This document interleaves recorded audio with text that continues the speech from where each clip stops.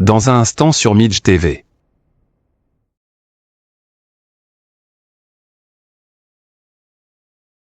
Ne crains pas ton soir, Dieu prépare ton matin.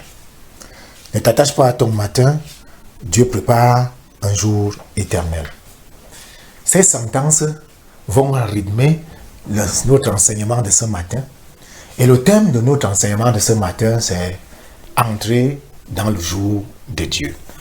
Pour parler de cet enseignement, nous allons revenir sur le texte du commencement Genèse au chapitre 1 et nous allons regarder particulièrement les versets 1 au verset 5.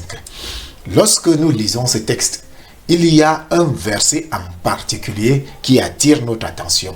Ce verset, à la fin, il est écrit, selon le texte hébraïque, « Vaï et rêve, vaï boker, yom et had ». La traduction française nous dit « Il y eut un soir et il y eut un matin ». Jour 1, selon ce qui est écrit, il n'est pas écrit premier jour, mais jour 1. Parce qu'en réalité, nous devons d'abord comprendre ici que selon le langage hébraïque en hébreu, si le Seigneur avait voulu dire le premier jour seulement pour que ça détermine uniquement le premier jour, il aurait dit Yom Rishon, pour dire jour premier ou encore premier jour. Mais il a dit jour 1. Jour 1, donc, ou un jour. Si on renverse, ça nous donne jour 1 ou encore en renversant, pour avoir l'expression française, ça nous donne un jour. Ça veut dire donc quoi? Ça veut dire que le Seigneur est en train de nous dire là, dans la première chose, dans le commencement, il nous dit que un jour commence par le soir et il s'achève par le matin. Et c'est là que entre maintenant justement le point que nous allons aborder dans notre thème de notre enseignement en ce matin. Le jour commence par le soir et il s'achève par le matin. Vaï et rêve, vaï boker, yom et had, selon l'expression hébraïque. Lorsque nous entrons dans l'analyse mot à mot de cette expression hébraïque, qu'est-ce que nous retrouvons? Nous allons d'abord voir justement en hébreu, il y a le mot justement yom qui signifie jour. Il détermine justement ce que nous avons déterminé, ce que nous appelons la journée. Mais le mot yom n'est pas seulement pour déterminer une journée, c'est une période de temps, une période, parce que le mot yom qui signifie jour, qui a été traduit par jour, représente aussi une période déterminée. Et cette période-là déterminée, elle est subdivisée en deux. Parce que lorsqu'on continue la lecture du texte de Genèse, il est écrit Elohim Vayabdel. Vayabdel qui signifie il sépara.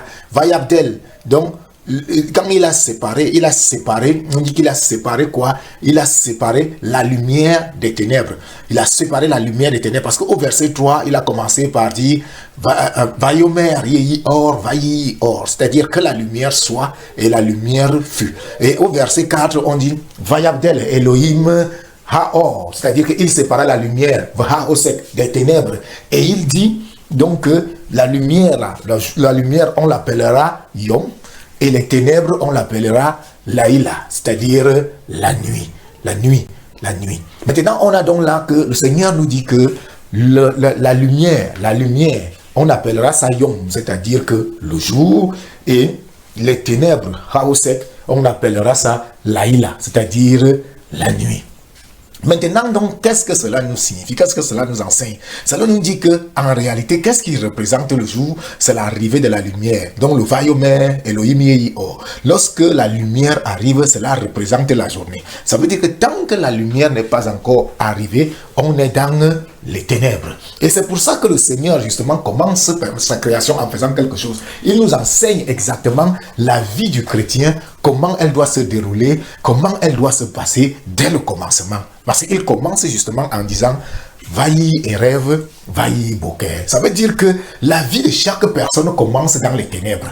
La vie de chaque personne commence dans les ténèbres. Et pour cela, nous allons regarder que même quand un enfant doit naître, c'est-à-dire que dans le ventre de sa mère, l'enfant est justement comme dans les ténèbres. C'est-à-dire que sa vie prend essence justement dans la lumière. Le jour qu'il sort du ventre de sa mère, il entre dans la lumière. Mais quand il est dans le ventre de sa mère, c'est comme s'il était dans les ténèbres. Parce qu'en fait, il est enveloppé, il est caché à l'intérieur de quelque chose. Donc le Seigneur nous enseigne là que la vie commence toujours dans les ténèbres. Et lorsque on est justement dans les ténèbres, on est dans le chaos, on a le contrôle de rien du tout. On ne contrôle absolument rien du tout pendant que nous sommes dans les ténèbres. Et le Seigneur nous dit là donc justement que justement, il y a eu veille et rêve. Ça veut dire qu'il y a d'abord eu un soir. Et la parole de Dieu vient nous rappeler quelque chose de très important. C'est que Père nous dit que la nuit vient et pendant la nuit, personne ne peut travailler. Ça veut dire qu'en réalité, toutes les œuvres que le Seigneur a préparées pour nous d'avance ne peuvent pas se faire pendant la nuit. Ces œuvres-là ne peuvent se faire que pendant la journée. Pendant la journée. Ça veut dire que le Seigneur est en train de nous dire quelque chose de très important qui attire notre attention là. Ça veut dire qu'en réalité, l'enfant de Dieu, le chrétien, à la base, ne peut pas commencer à accomplir déjà les choses que le Seigneur a préparées d'avance pour lui. Il doit d'abord passer par une phase de la nuit. Une phase de la nuit. Et cette phase de la nuit représente quoi? Elle symbolise un temps d'apprentissage, un temps de transformation. Un temps de transformation. Lorsque nous étudions exactement la signification des mots qui sont utilisés, nous allons rendre compte que le mot rêve, qui a été traduit par soir, symbolise une période de chaos, une période de ténèbres, une période d'incertitude. Et en réalité, lorsqu'on commence justement sa marche chrétienne, en réalité, c'est chaotique parce que c'est d'abord, on est sur un chemin qu'on ne connaît pas, on ne sait pas exactement comment se comporter, on apprend des choses au quotidien et en réalité, devant nous, c'est presque les ténèbres parce qu'on ne sait même pas véritablement là où on va et on est souvent dans l'incertitude. L'incertitude, pourquoi? Parce qu'on n'est pas très certain de ce qui va s'accomplir. On avance, mais on ne comprend pas. Et l'incertitude ici reflète aussi parfois le manque de foi que nous avons dans nos cœurs au moment où nous sommes en train de marcher dans la nuit. Parce que lorsque tu marches dans la nuit et que tu ne sais pas ce qu'il y a devant toi, il y a toujours cette appréhension-là, quelque chose qui te dit, mais qu'est-ce que je vais me trouver au tournant? Chaque fois que tu marches dans la nuit, quand tu avances et qu'il y a un tournant devant toi, il y a comme quelque chose qui te saisit, comme une frayeur qui te saisit dans le cœur que bon, quand je vais prendre le tournant, qu'est-ce que je vais trouver de l'autre côté là-bas? Et c'est cette incertitude-là, cette ténèbre-là, ce chaos-là, la vie de l'être humain commence toujours par cette incertitude. Et le Seigneur dit donc, c'est-à-dire qu'il y a eu un matin. Il dit donc, quand le matin, le mot matin, lui, il est traduit justement par la clarté. Il peut être traduit par le fait de revenir à la vie, donc la résurrection du soleil. La résurrection du soleil, c'est-à-dire que le soleil meurt et la nuit commence et le soleil ressuscite et la vie reprend. C'est-à-dire que le matin symbolise justement la clarté, la résurrection du soleil, le discernement, parce que quand le soleil apparaît, on a la possibilité de discerner les choses. On a la possibilité de bien voir les choses. On a la possibilité de voir devant soi et ça enlève l'incertitude parce que maintenant, comme tu vois devant toi, tu vois exactement comment le chemin est. Tu sais maintenant que bon, pour marcher, je peux faire comme ça, je peux faire comme ça, je peux faire comme ça. Maintenant, il y a l'autre mot, le mot Yom Ehad. Yom Ehad, qui signifie jour 1, signifie l'unité du temps dans la main de Dieu. Le temps est un dans la main de Dieu. Donc, chaque croyant traverse des soirs dans sa vie. Et les soirs, dans la vie du croyant, ça symbolise la période des larmes, le désert, le brisement, mais tout ça est dans la main de Dieu. Mais il y a quelque chose de très important pendant que tu es dans les larmes, pendant que tu es dans le désert, pendant que tu es dans le brisement, tout ce que symbolise le soir justement dans la parole de Dieu, Dieu promet quelque chose, c'est qu'en réalité, il va y avoir le boker, ça veut dire que le matin va se lever. Dans le psaume 30 au verset 6, il est écrit, le soir arrivent les pleurs et le matin, l'allégresse. Vous voyez que le Seigneur justement dans sa propre parole nous avait expliqué déjà ce que symbolise le soir. Le soir, tel que le psaume 30, verset 6 nous le dit, symbolise la période des pleurs et le matin symbolise la période de l'allégresse. Ça veut dire que si Dieu, parce qu'en réalité dans la notion humaine, dans la période selon le découpage humain, le jour commence le matin et finit le soir. C'est-à-dire que nous on a inversé les choses, mais dans la vision divine, les choses sont à l'inverse. Les choses sont à l'inverse. Les choses sont à l'inverse. Pourquoi? Parce qu'en réalité dans la vision divine, les choses commencent le soir et finissent plutôt le matin. Ça veut dire que la vie de l'homme va toujours commencer dans les difficultés, parfois dans les souffrances. Et c'est pour ça que lorsque Dieu veut commencer à travailler avec toi et qu'il t'appelle, les premiers moments que tu entres dans la maison de Dieu, ce n'est pas toujours évident, ce n'est pas toujours facile. Parce que ça commence justement par des difficultés, ça commence par des moments d'angoisse, des moments d'incertitude, des moments où on traverse un moment de chaos à l'intérieur, un moment de ténèbres véritablement où on n'arrive pas à savoir parfois. Et c'est à cause justement de ce chaos, de cette ténèbres, de cette incertitude que beaucoup de personnes changent souvent de direction et se disent « j'étais même encore mieux quand j'étais païen ». Mais en réalité, le Seigneur nous donne là de comprendre que en réalité, on n'a pas à s'inquiéter. C'est comme ça que le Seigneur a prévu ça. Le Seigneur a prévu qu'il va y avoir des moments de chaos, des moments d'incertitude, et c'est par là que véritablement ta vie chrétienne va commencer. Ta vie chrétienne va commencer par des moments de difficulté. Et la parole de Dieu nous le rappelle encore dans le livre de Job, que le Seigneur appelle par les souffrances. Donc parfois il y a certaines souffrances que tu traverses dans ton existence qui en réalité sont plutôt un temps où le Seigneur est en train de t'appeler à venir vers lui. Le Seigneur t'appelle justement pour que tu comprennes que tu as besoin de lui et que sans lui tu ne peux pas faire quelque chose, sans lui tu ne peux pas accomplir quelque chose. Et la parole de Dieu nous montre encore quelque chose. La parole de Dieu nous montre que il y a eu le 7e jour. Quand on regarde le 7e jour, on va se rendre compte que tous les 6 jours pendant la création, les 6 jours-là s'achèvent toujours par cette sentence hébraïque, Vaï Erev, Vaï Boker, sauf le 7e jour. Le 7e jour, il n'y a pas de Vaï Erev, Vaï Boker. Ce qui nous a donné de comprendre qu'en réalité, le 7e jour n'était pas fini. Le 7e jour, qui était le jour de repos du Seigneur, n'était pas fini parce qu'à la fin du 7e jour, il n'y a pas la sentence qui est justement et dite dans les autres jours. Il n'y a pas, il y a eu un soir, il y a eu un matin. Ce qui nous donne donc de comprendre qu'en réalité, le 7e jour continuait. Et maintenant, le 7e jour, à quel moment il s'est achevé? Il s'est achevé le jour où Jésus-Christ est mort à la croix. Et quand Jésus-Christ est justement mort à la croix, il achève le 7e jour en prononçant la phrase exacte en disant « Maintenant tout est accompli ». Maintenant tout est accompli. Donc toutes les œuvres qui devaient être faites le 7e jour se sont accomplies et leur fin, ça a pris fin le jour où Jésus-Christ est mort à la croix. Donc le 7e jour commence comment? Il commence justement par le retrait de Dieu. Donc Dieu va se reposer. Il laisse la place à l'homme. Et l'homme, justement, quand il commence ses œuvres, nous connaissons tous l'histoire du jardin d'Éden, ça commence directement dans les ténèbres. Donc ça commence par le péché. Donc on est dans les ténèbres, on est dans le chaos, on est dans l'incertitude, on est dans la peur, on est dans la terreur, on est dans tout ce qu'il y a de négatif. C'est là que commence justement le 7e jour. Pendant que Dieu, lui, est dans son repos, l'homme, lui, entre justement dans les choses négatives. Donc il apporte la noirceur, il apporte le péché, il apporte le meurtre, le crime et tout ce qu'il y a de négatif. Le jour là commence comme ça et il vient s'achever sur une note d'espoir, c'est-à-dire que le jour est en train de se lever, la lumière est en train de se lever par la mort de Jésus-Christ à quoi, où il vient dire tout est accompli. Tout est accompli. Ça, l'œuvre de Jésus-Christ vient justement achever le 7e jour.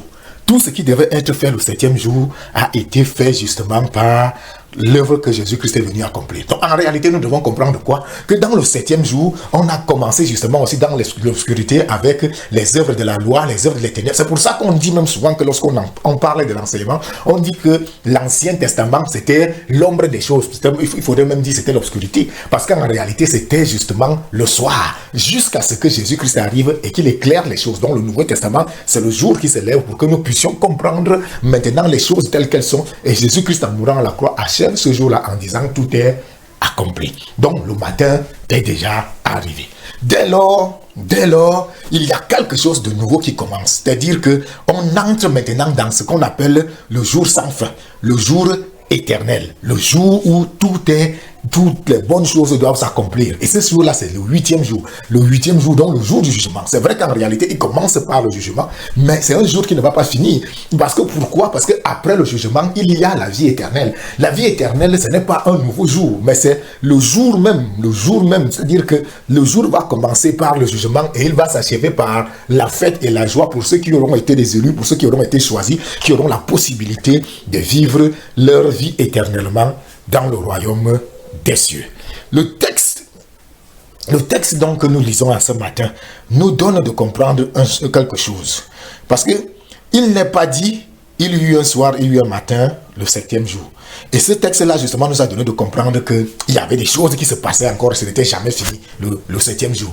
Et beaucoup de personnes, parfois les scientifiques se sont levés, se sont dit, mais la Bible là a dit que les choses, que Dieu a créé le monde en 7 jours. Et vous voyez justement, lorsque les scientifiques commencent à analyser, vous disent que non, ça n'a pas pu être fait en 7 jours. Lorsqu'on étudie les théories du Big Bang, les théories de l'évolutionnisme, on se rend compte que ce n'est pas 7 jours, mais c'est sur des milliers d'années. Mais en réalité, il faut comprendre que si c'est arrivé comme ça, ce n'est pas parce que Dieu l'a dit que c'était comme ça. Dieu n'a jamais dit qu'un jour c'est 24 heures. C'est nous qui avons interprété qu'un jour c'était 24 heures. La parole de Dieu nous dit dans le psaume 90 au verset 4 qu'un jour pour Dieu c'est au minimum 1000 ans. Et il dit bien c'est au minimum 1000 ans. Et nous nous rendons compte que le 7e jour ici là n'a pas duré 1000 ans, il a duré près de 6000 ans. Donc, et là nous nous rendons compte que si on considère que c'est ça la période du jour pour Dieu, on se rend compte que Dieu justement prend le temps pour faire chaque chose. Ça veut dire que même chaque jour de la création n'a pas duré 24 heures. Et déjà qu'en réalité, le jour de la création ne peut pas avoir duré 24 heures.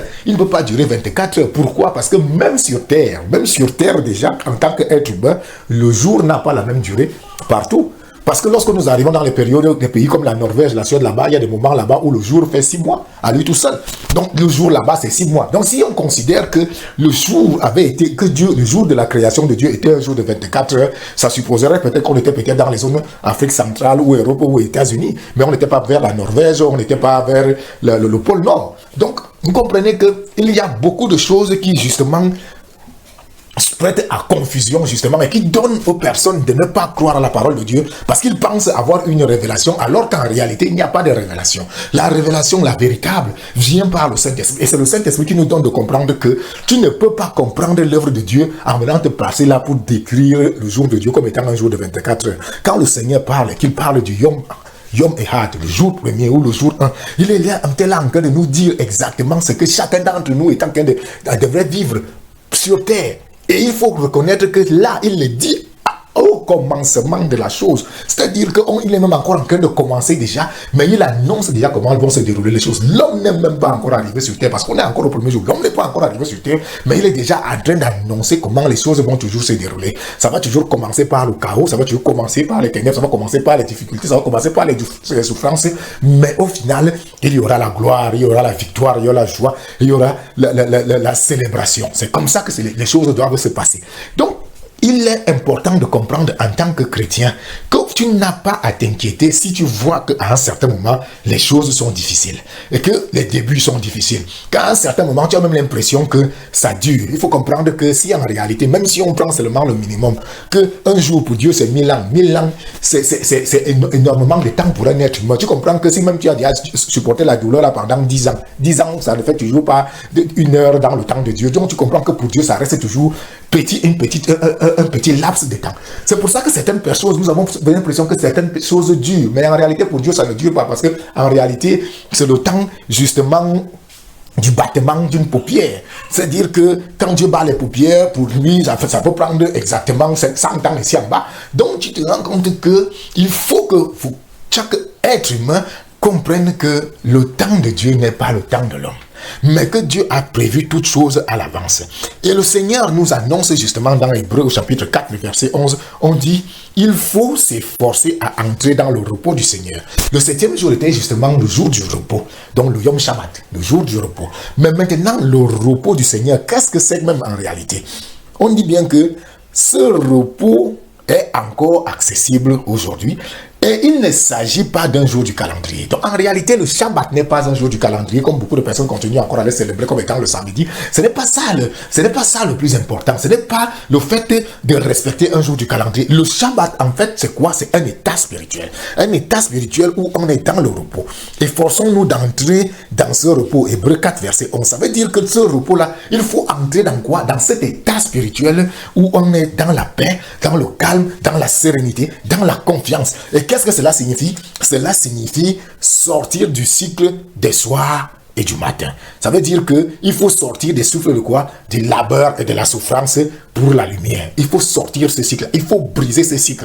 Parce qu'il y a beaucoup de personnes qui vivent justement leur vie, toute leur vie. C'est un cycle. Aujourd'hui, c'est un peu de bonheur. Demain, c'est le malheur. Aujourd'hui, c'est un peu de bonheur. Demain, c'est le malheur. Mais en réalité, c'est pas ce que Dieu dit. Dieu dit que ça commence un peu par la souffrance, ça commence un peu par les difficultés. Mais à un certain moment, arrive le jour. Et quand le jour arrive, c'est un jour continu. Ça veut dire que tu dois maintenant entrer dans un temps de bonheur, dans un temps de joie, dans un temps de sérénité, dans un temps de paix. Voilà ce que le Seigneur dit. Maintenant, qu'est-ce que la parole de Dieu nous dit? Il faut nous efforcer à entrer justement dans ce repos que donne le Seigneur. Et le Seigneur donne ce repos-là à ses enfants. Ça veut dire que tu as travaillé pendant que c'était difficile. Tu as combattu pendant la nuit. Tu étais dans le désert, tu étais dans le brisement et le jour se lève. Et quand le jour se lève, tu entres dans la faveur de l'Éternel.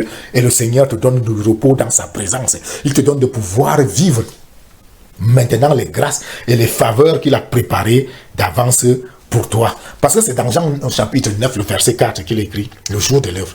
Il faut que je fasse les œuvres de celui qui m'a envoyé pendant qu'il fait jour.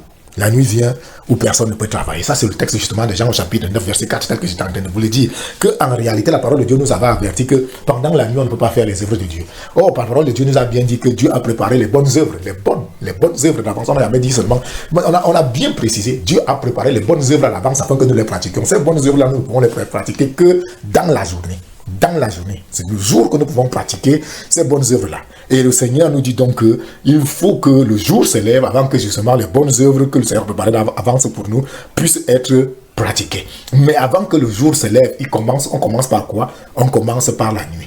La nuit peut être longue, mais il y a même une sentence dans le monde qui dit quelle que soit la durée de la nuit, le jour, il va forcément apparaître. Donc, quelle que soit la longueur, la durée de ton combat, tu es sûr qu'au final, tu dois avoir la victoire. Tu dois avoir la certitude que quel que soit le cas, à un certain moment, les souffrances prendront fin et ce sera maintenant, ça laissera place à un temps de bonheur, à un temps de joie, à un temps de réjouissance.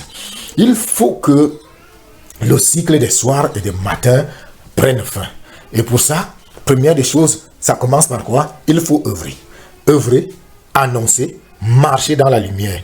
C'est un jour, quand on dit que le jour apparaît, ça fait référence à une grâce. À une grâce.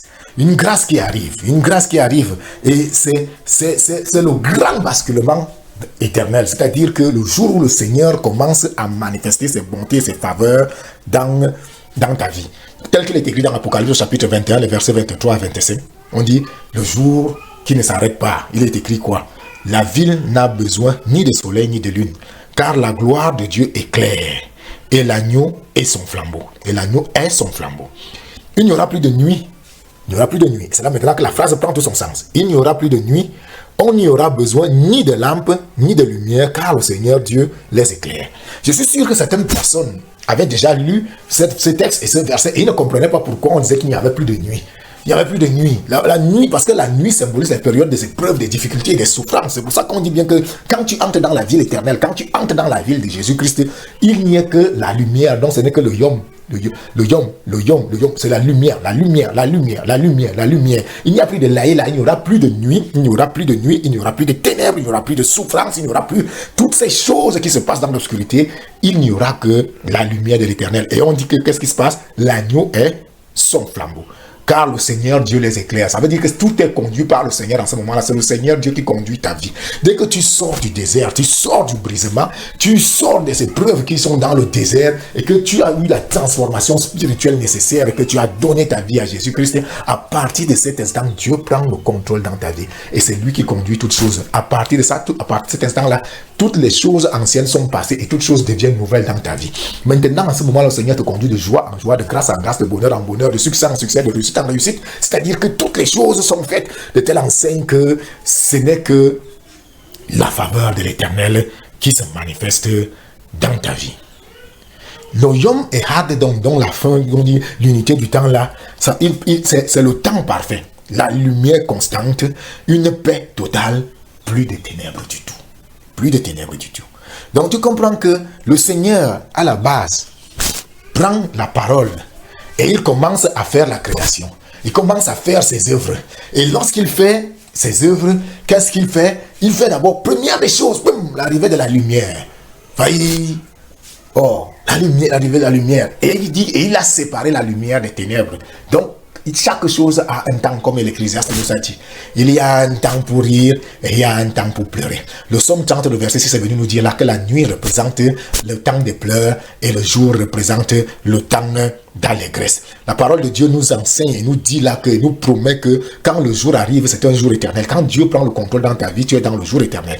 Nous prions donc que, en réalité, ce jour éternel-là puisse maintenant prendre pleinement place dans notre vie et que nous puissions vivre maintenant les grâces de ce jour sans fin que le Seigneur Jésus-Christ a inauguré par sa mort à la croix. Parce que par sa mort à la croix, le Seigneur nous a donné justement d'entrer dans ce jour qui ne devait pas finir. Un jour qui ne devait pas finir. Un jour où en réalité, les grâces et les faveurs de l'Éternel sont manifestées dans la vie de ses enfants. Mon frère et ma soeur, en ce matin, l'Esprit du Seigneur voulait te faire comprendre une chose.